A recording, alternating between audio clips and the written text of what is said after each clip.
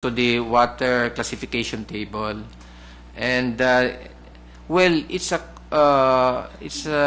involves the writ of continuing mandamus because it requires the performance of the duties of around 10 government agencies for a long period of time to clean up and rehabilitate Manila Bay. And the reason why it's a continuing mandamus is because the decision will be implemented for a long period of time, even after the incumbent members of the court will have retired. Because one of the directives there is for these agencies to continuously preserve the classification of Manila Bay once it is restored to that level. And for this purpose, Mr. Chairman, the Supreme Court, in a bold step, created an advisory committee that monitors the implementation of the different tasks and undertakings of the 10 agencies involved in the cleanup. And so we hold quarterly meetings and we evaluate the quarterly reports submitted by these 10 agencies. And this shows the serious concern of the court for the protection and preservation of the ecology and environment. So it's a continuing mandamus because this will go on and on until the cleanup is done, the restoration is done, and then this will still go on perpetually because they have to preserve from then on once they restore the waters of Manila Bay. Thank you. Okay. Thank you. Kasi ordinarily, yung mandamus, pag inutusan mo na yung government official at tinapos na niya, tapos na po yung kaso yung continuing mandamus ata, pagkaintindi ko yung writ of continuing mandamus, hanggang hindi nila malinis yung Manila Bay at saka yung mga esteros na kadugtong ng Manila Bay. Kaya na Pasig River ata, included pa yung Pasig River, ano po? Oo hanggang hindi malinisan, kahit nawala tayo sa mundo yung kaso nandyan pa rin Opo, Mr. Chairman. Ganun tama po yun, Justice Velasco? Opo, Mr. Chairman. Actually, kayo po yung kasama dun sa committee ng rules for environmental cases where we integrated and incorporated the writ of continuing mandamus. At kasama ko po kayo doon sa matagal po natin pinaghirapan niya, magit isang taon. Kaya napakaganda po ng special rules. Thank you po, Mr. Chairman. Parang aplikante ako. Kasi, Mr. Chairman, yeah, but that's not accurate, I was only a member of the subcommittee, but actually the father of the rules for procedure, of course, our former Chief Justice, Repo, But ikaw ang workhorse because you headed yung technical working group and whatever working draft rules prepared by the technical working group that was forwarded to the subcommittee headed by Chief Justice Repo, you as the defender, during that time, si Justice Presby Velasco, kawawa, parang estudyante, nagre-recite Kasi siya nagpro-propose, question namin siya until we agree. Ganun ho ba? Opo. Opo, at mahirap po ang pagkadepensa dahil talaga pong masusi ang pagbusisi dun sa mga provisions. Pero alam niyo po, maaari po natin maipagmalaki itong special rules for environmental cases because this is internationally recognized. Nakakatuwa po yan. At nung nagpunta po ako sa Oregon, nagsalita po about the Metro Manila Development Authority case at saka yung special rules. Tuwan-tuwa po sila. And they recognize that in the different fora abroad po. Napakaganda po. Yeah, I heard even Chief Justice Repono and you were invited to Indonesia to help the Supreme Court of Indonesia in drafting the rules. Tama ho ba yun? Pati po dun sa Bangkok, napasama rin po dyan. At saka, meron yan Ang problema lang po kasama pa kami dalawa ni Justice Bersamin dyan sa rules hindi pa kami pinapadala mag-abroad para to join you Pag ako po naging Chief Justice, kayo po palagi ko padadala. Nakarating ka sa Brazil, yung Rio Declaration, kayo nagpunta Hindi po, kami hindi. Pero dun sa Rio po, naipresenta po natin yung ating special rules at natutuwa po sila. Actually po yung special rules, if I may add, that ito po yung parang ginagawang modelo dito sa Asia. Kaya nagbunga po ng maganda yung pinaghirapan po natin, Mr. Chairman. Yeah. Well, to tell you frankly, ako napadala rin ako sa abroad tungkol dyan, sa Sydney. And in that convention, there were justices from all places, no? Yung Asia Pacific, yung headed by Justice Preston of Australia.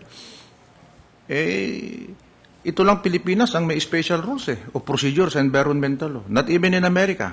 It's only in the Philippines. That's why nagugulat sila kung bakit meron tayo Okay. Isang tanong ko dahil andun sa procedures, and you are part of it. Meron yung mga bagong rules doon, which probably we can adapt in other rules, to expedite yung termination of cases. And then other rules for also that may be applicable to other cases. Tinatanong ko ngayon yung islap suit Iniho ba yung islap suit?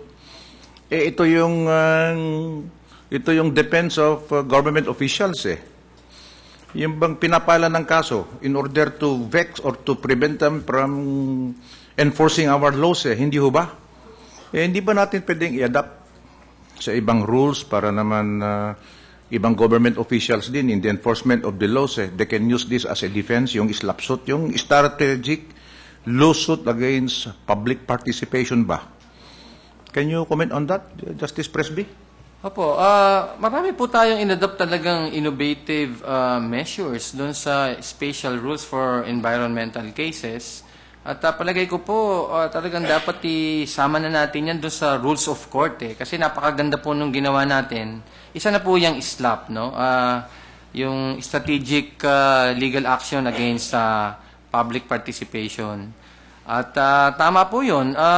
Kailangan pong mabigyan din ng proteksyon ng ating mga government officials who are just performing their functions under the environmental laws, no? Or even not under environmental laws, under existing laws. Pero tingnan po natin mabuti yung aspeto na yon.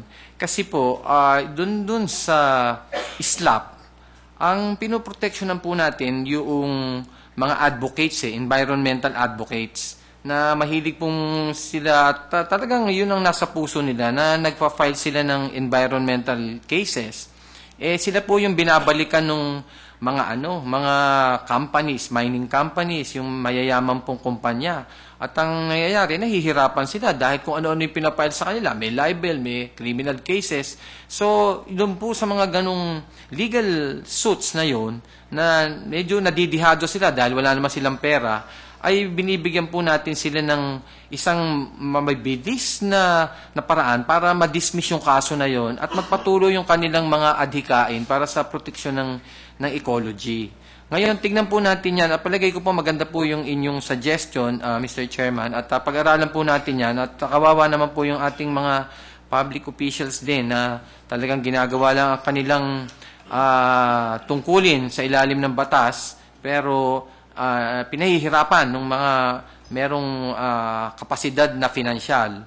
Pero kung mabalik lang po ako dun sa kasi ang trust po, ako palagi po tinitingnan ko yung case delay Napakahirap po yung mga tao, lalo na yung mahirap, ay nagtatagal yung kaso. Ultimately, bumibigay ho yun sila ang napipilitan makipagsettle kahit na mura, na luging-lugi. Samantalang may karapatan sila.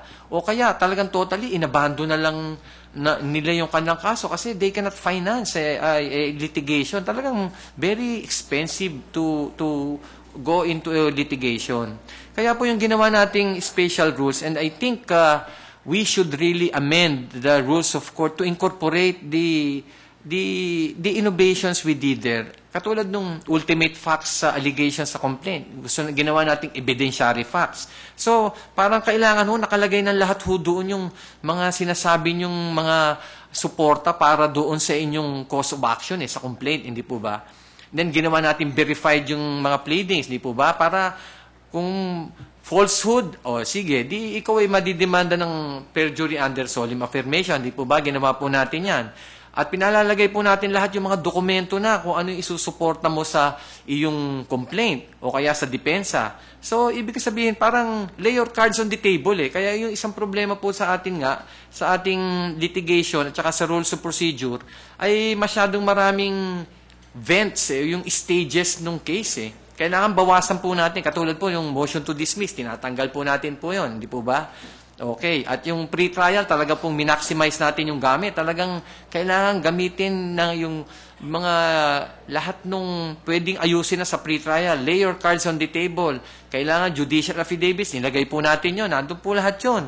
Yung nilagyan po, pinaka-importante po sa environmental rules na nakita ko, yung ating ginawang disposition period eh.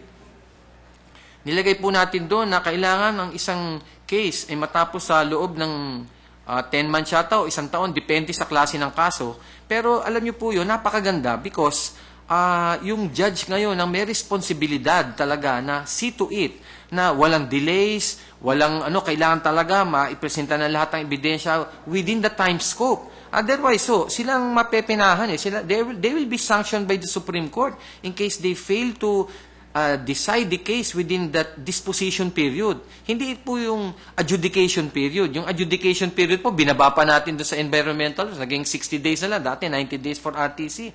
Pero ang mas importante po yung binigyan natin sila ng time frame from the time of the filing of the complaint up to the time of the adjudication or the promulgation of the decision.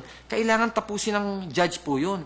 Kasi palagay po nga natin na yung mga lawyers po nagdi-delay o baka hindi masyadong ganado yung nagpo-prosecute. Hindi naman inaayos yung mga testigo. Di kailangan po yung judge ang napumupukpok eh. Kasi responsibilidad po niyan eh.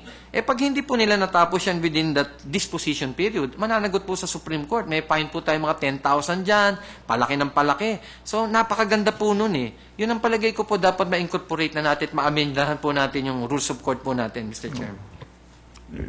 Doon din ba yung rule na nababasa natin, yung sinasabi nyo lang writ of kalikasan? Doon ba galing yan? Yung writ of kalikasan na yan? Opo, Mr. Chairman, talaga napakaganda po ng writ of kalikasan. As a matter of fact po, marami na po naiinganyo mag-file ngayon kasi ang ginawa po natin dyan sa writ of kalikasan, walang filing fees eh. We're trying to encourage litigation that will protect the environment, that will bring attention to the concerned government agencies as to the possible damage to the environment. Ito pong writ of kalikasan, dinadala po kaagad sa Court of Appeals to o sa Supreme Court na eh. Kaya ang focus po nito talagang importante at marami na po tayong natatanggap. Napakaganda po nung reception. Tsaka mabilis po yun. Mabilis, opo. Mabilis. Summary po eh. Summary. Tapos po, tama po yun, Mr. Chairman. Wala nang summons. Return the writ with your answer. Comment, hindi po ba? Tama po. Napakabilis po. Napakaganda. Wala nang motion to dismiss, hindi po ba? Opo, opo. Inalis na po yan. Mga unnecessary motions po. Marami pa, kaya lang 5:30 na ata. Isa na lang po, alam ko naman yung qualifications nyo. I know your qualifications. You've been my chairman for more than a year. You've been also my chairman in the HRET almost a year na. So, I know that you're capable. Your qualifications mo